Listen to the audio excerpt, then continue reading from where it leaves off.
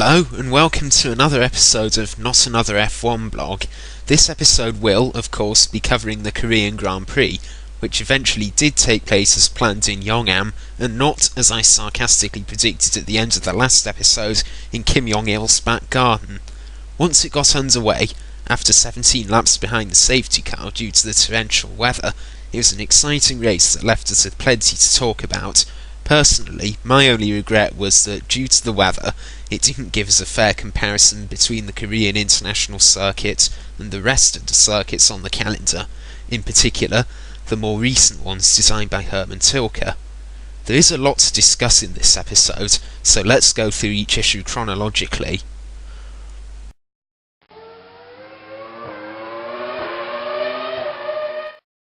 The start of the race was delayed by 10 minutes due to bad weather, and as I have already mentioned, when it eventually was started, it was started behind the safety car.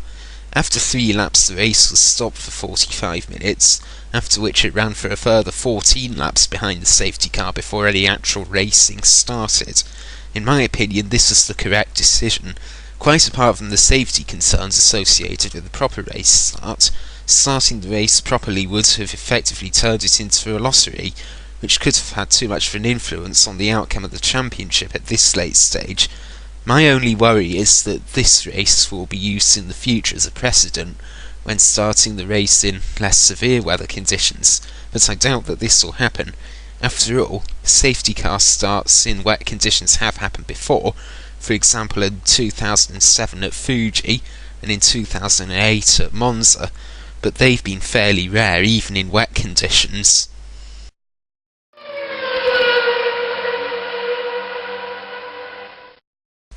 On lap 19, Mark Webber slid wide at turn 12, ran into a wall, spun back across the racing line and collected Nico Rosberg, putting them both out of the race. This DNF was to result in Webber losing the championship lead to Fernando Alonso, while Rosberg was denied a potential podium, so the incident was unfortunate for both of them. My immediate thought was that wall shouldn't have been there. Not only does it make the circuit look even more dull and characterless than the generous runoff areas that are present on many of Tilke's other tracks, but it made this incident a lot more severe than it had to be. Part of the reason for the walls is presumably the street that will be constructed around part of the track at some point in the future, but I've always seen street races as anachronistic, and many of them are boring unless the weather plays a role, so I don't see the merits in introducing more of them, even if the streets only make up part of the track. Now, on to the next incident.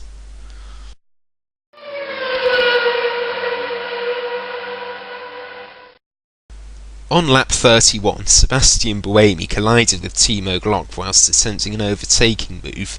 Buemi was out of the race immediately while Glock was able to return to the pits, but then had to retire due to the damage caused in the collision.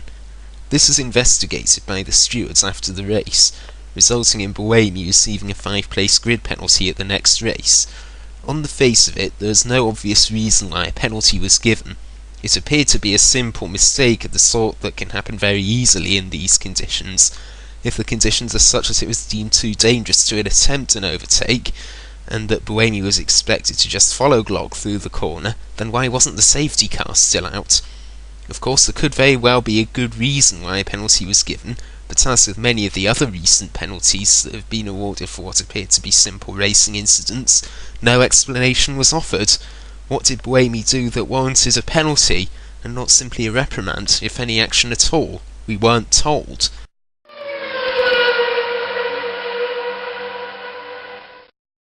On lap 47, Adrian Sutil collided with Kamui Kobayashi, putting himself out of the race in the process, although Kobayashi was able to finish. Like Buemi, Sutil was slapped with a 5-place grid penalty for the next race, although Sutil was also fined $10,000, as he was aware that there was a brake problem on his car.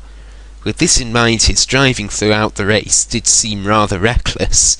He spent too much of the race falling off the road, and so I'm surprised that the penalty wasn't greater. I would have expected a 10-place penalty at the very least. Some people went far enough to suggest that he should have been black flagged or banned from the next race. This does sound a bit harsh, but I can certainly see where these people are coming from. Eventually, Fernando Alonso won the race with Lewis Hamilton second, but what does all this mean for the championship?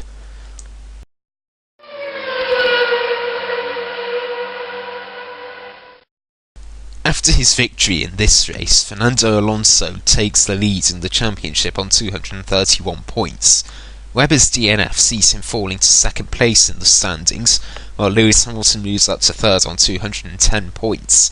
Sebastian Vettel's failure to finish and Jenson Button's failure to score any points in career mean that they remain on 206 and 189 points respectively.